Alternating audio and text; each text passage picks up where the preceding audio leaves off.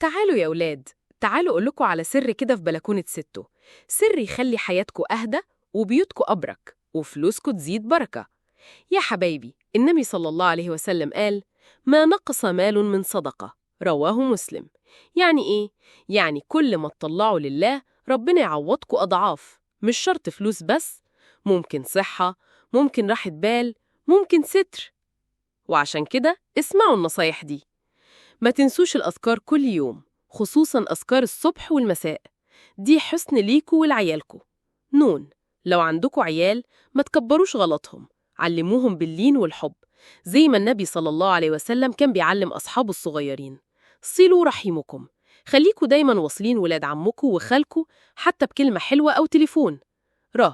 ما تسيبوش الأكل يبوظ، البواقي ممكن تتلف وتترمي، لكن لو حافظتوا عليها هتنفعكوا تاني. خلي لكل حاجة مكانها، المفتاح مكانه، المصروف متقسم والبيت منظم، الراحة على قد النظام.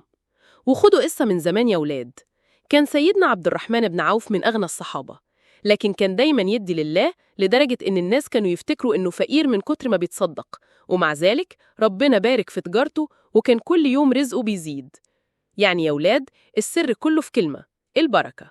يلا ندعي سوا: اللهم اجعل بيوتنا مليانة بركة وفلوسنا زيادة بالحلال وعيالنا في حفظك ورعايتك، واجمع قلوبنا دايما على طاعتك. أمين يا رب العالمين.